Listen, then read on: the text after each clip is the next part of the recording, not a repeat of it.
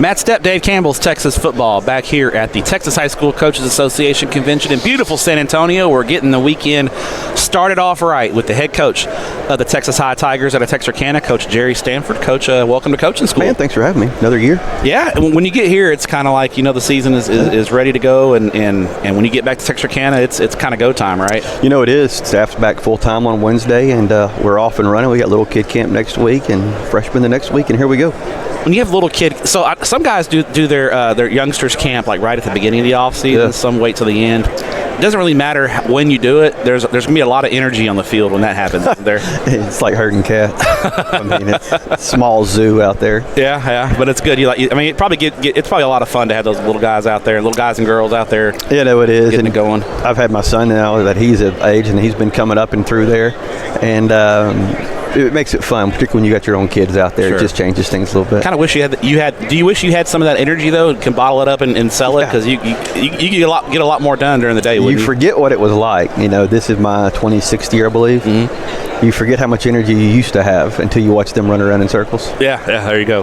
Well, speaking of energy, you guys had the Tigers had plenty of energy in 2023. You guys had a great year, going 11-2, falling in the regional semifinals to Lovejoy. But 11-win season is nothing to sneeze at. When you look back at the 2023 season, what was special about that group? I think just the youth of that group and the smallness of our senior class.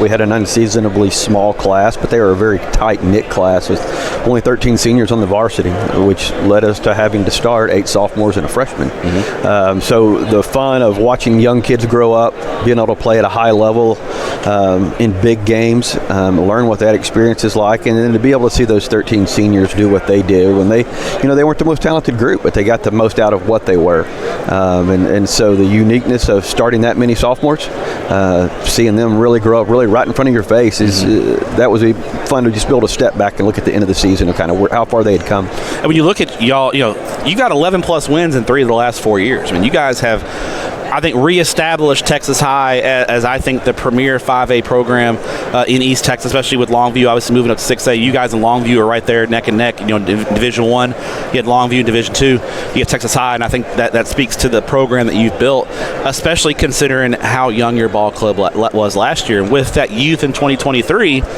you look at 2024, and that comes with expectations and a lot of experience. What did you tell your kids in the offseason? What was kind of the message to them? Because obviously that target, if it wasn't already large enough on your back, it may have gotten bigger, because I think everyone knows you guys are expecting to have a good year. Yeah, I think we've been a team for, we've been there 8 seasons now, and it's been a fun 8 years really watching the program develop from where it was to where we have it now. But then you look at that and you go, we've been a team that could.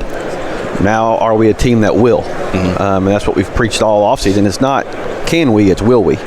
And I think a lot of people say we can win a state championship. The question is, will we win a state championship? And so that's the next step we're looking to make. We've been to that 4th round 3 years ago, losing to Crosby in a great game, and this year losing in the 4th quarter to a great team like Lovejoy. And it's, can we make that next hump past that 3rd and 4th round where we've kind of been stuck the last several years? But, it's been such a positivity of seeing what our staff has done with our kids and the amount of growth our kids have taken to move it forward and to move the rock upward at Texas High to where we want to be a team that's perennially in the top 5 year in and year out, and not really finishing in the top 5, but let's start in the top 5 and then keep moving upward from there.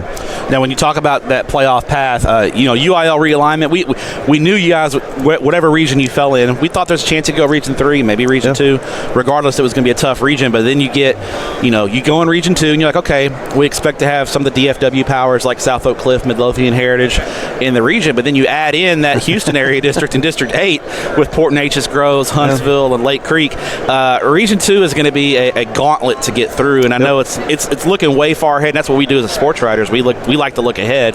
For you, I know you're focused on the now, but if you take a step back and look at it, that to get through Region 2, you're going to have to earn it, aren't you? It's going to be murderer's row, and Region 1's no softy either when you talk about the semifinals. But that Region 2 right there, when you really look at out of what round 2 could look like, what round 3 could look like, and you're talking state champions for decades. When you look at Ennis is sitting in there, you've got P&G obviously sitting in there, you've got Sauk, and just go down the list.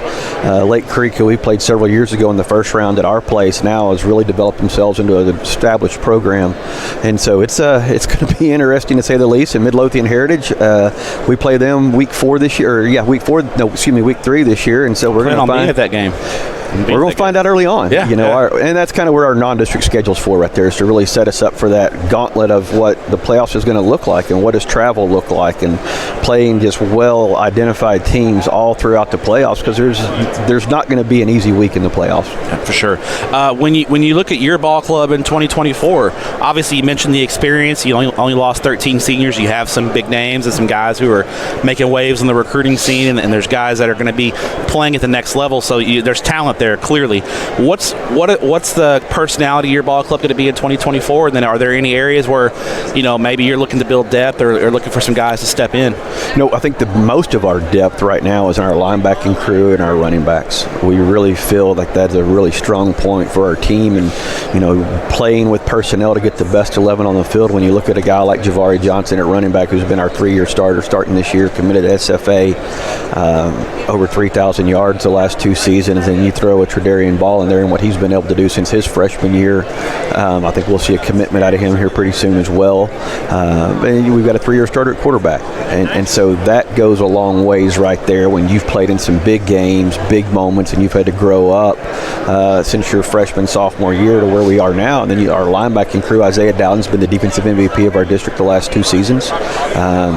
He's committed to Harding right now and just done a tremendous job of leading our defense. And I think that speed, particularly at linebacker, of what it can do for our secondary and what it can do for our defensive line, who's got a lot of experience back there. And then so it's really the offensive line is probably a little bit of youth right there. Mm-hmm. Our left tackle is a freshman who started last year, a sophomore this year, who just really grew up before our eyes. But then the other sophomore, Damian Chisholm at left guard, was able to start as a sophomore last year. And then the right guard is kind of Joshua Blackwell. He's kind of our bell cow offensively. He's our leader. He's the guy everybody looks to. And so we're really excited about this team, the youthfulness of this team, but the experience we gained last year. I guess I've never heard a coach tell me I've got too many offensive linemen or defensive linemen. No, you never have too many of those guys. You can't find one. Yeah. What do you think from if you guys, what's got to go right in 2024 for you guys to make that run to potentially a state championship game? Is there anything, if these two things fall into place, we got a shot to make a run? I think every coach, healthy. Yeah, I think that's every coach is going to tell you the same thing: is can we develop depth from this last year coming in, what we learned in the spring, what we learned in the offseason. I think that's a big part of it. And can that depth stay healthy? I don't think there's anybody in the state, like you just said, who says we have too many O-line or D-linemen. Sure. But I think everybody's one injury away from saying, man, that's a different team now, because everybody's got to make changes at that point on what that looks like. But I also think it's to win a state championship. We talk about this all the time. There's several things that have got to happen. One, you've got to have a talented enough team. 2, you've got to have a healthy team, and then you've got to have a disciplined team on and off the field that doesn't allow distractions to come in and keep you from being the best team you can be. And I think a lot of that is going to be able to block out those distractions. Sure. I think that's a big key right now for us, blocking out off the field distractions, taking care of our business in the classroom, off the field. I think all those things factor in. And then to win a state championship, the ball's got to bounce your way somewhere. Never hurts to have a little luck, right? No, you've got to have it that way. When you look at, and a couple more questions will get you out of here. When you look at in that area, in that corner of the state, Northeast Texas, Texarkana area, you guys obviously, Pleasant Grove's had great seasons. Absolutely. Hooks had a great year last year. I think Liberty Ilo's on the way up. Atlanta's had some.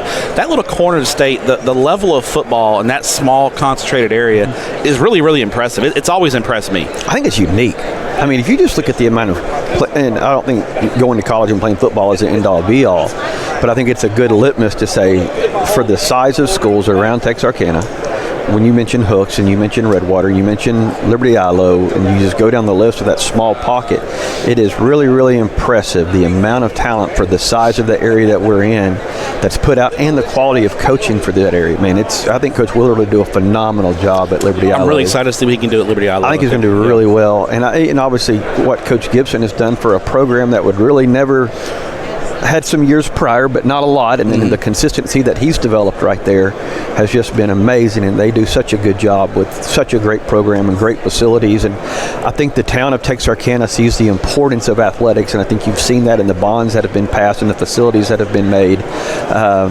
It's a great area to be in, and they love high school football for what high school football should be. I don't think we've lost the identity in Texarkana for what high school football should be. All right, final question. We'll get you out of here. I want you to think back to your entire coaching career, and we won't date you, but you've been around a little while now. Long. It feels it. Tell us, who is the best player you coached against? Who was the guy that you watched on film and you're like, that guy, I don't know what we're going to do with that guy? Best player. There's some games that we played that were really close, and we played against like Kyler Murray. Sure. I mean, 2 years in a row when we were at Marcus, we played for the district championship against him, and just some phenomenal games.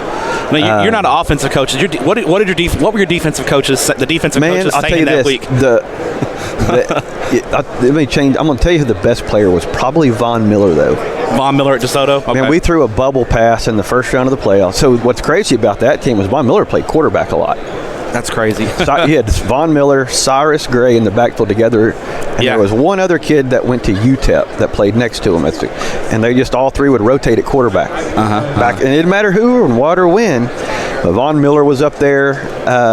We threw a bubble pass. We had taken the lead early in the game, which didn't last long. It did not. Was this when you were at Bell? I was at Bell. Yeah, okay. And I was calling plays at this point, and we called a bubble screen from under center. And if he didn't almost pick it off from being a defensive end with his hand in the grass, and it was really at that point I went, yeah, it's going to be a long night. It was about we scored and took the lead, and they scored, and then we ended up having to kick off, and he returned it for 85 yards. Jeez. And it was about that time I went, yeah, this thing's probably over. Yeah. He was really good. The safety at South Grand Prairie, the Williams kid. I remember him, yeah. Was. And they had the defensive end at the same time. They had Trey Scott, the left tackle, at the same time. Great teams back then. God, they were loaded. Yeah. He was good. As of late, the best player, thinking of the last couple years that we've just seen, the running back at probably Mesquite Poteet as of late. Okay. They went to OU.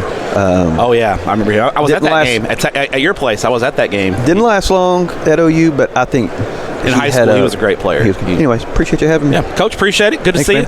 Good luck in 2024, and I'll plan on seeing you week 3 there at Midlothian. Yeah, it's going to be a great game. There you go. Appreciate All right, Coach. Gerry Stanford, Texas High.